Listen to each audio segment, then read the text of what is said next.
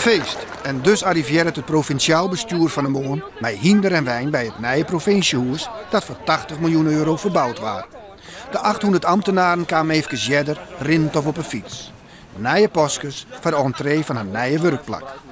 Nou, het is geweldig, toch, of net? Ja? Ja. Zie je er nou uit dat je hier beginnen kunnen? Nou, werk is werk. Of net? Maar daarna wacht het voor allen een moasbrokje. Joe, de eerste werkdag in het nieuwe provinciehuis is het helemaal. Nou, nog niet helemaal. Het is het hele weekend hard gewerkt. We zijn tot 10 uur gisteravond zijn ze bezig geweest. Maar je ziet bijvoorbeeld hierachter, ja, daar moeten nog panelen voor komen. Maar de werkplekken zijn dik in orde. Mensen kunnen aan het werk. Het systeem werkt. Om in te loggen werkt helemaal perfect. En ja, we zien veel blije gezichten van mensen die zeggen van, ja, dit wordt gewoon een prachtige dag. Ja, zeker. We hebben mij vol moed zien aan, hè. Naar je werkplek, dus naar je kosten. Dus, En waar kom je, joh? ik kom op het tweede verdieping te zitten. Hier in het provinciehuis. Maar we dat te zien? Ja, zeker. Reden je met mij? Daar ben wel heel soort telefoons. Ja, klopt het. Voor iedereen moet je zijn eigen telefoon inpakken. Hè? We hebben hier net een vers plak. En hier is die al verzamelplak van alle telefoons. Dus, Je maakt geen eigen bureau meer? Nee, we hebben net een eigen bureau mee. Dus we moeten allemaal een plakje zoeken. En net al in een meijer, maar op ziek naar zijn nieuwe werkplek.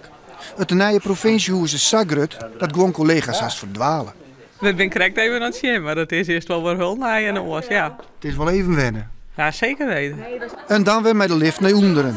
Maar hé, die praat nog heel tijd geen Friesk. Verdieping 3. Er wordt nog zocht naar een mooie Frieske stem. Het moet gewoon een goede stem zijn die dat kan doen. En dat moeten we nou ook nog gaan beslissen wie dat gaat doen. Dat is Want je bent op ziek naar een bekende Fries, heb ik begrepen. Het wordt of Siep van de Ploeg of Nienke Laverman. Nou, dat zijn beide natuurlijk goede Friese stemmen. Dus alle opties zijn mogelijk. Maar virus liep het alles oké. Binnen alle ambtenaren blied met het resultaat. En is deputaire Skokker een tevreden meeske. Ik hoop dat je een beeldbreed genoeg is, zodat mijn hele brede smile erop past. Want het is, nou, dit is echt fantastisch. Er is nog discussie waar de Fries pratende stemlever is voor de lift.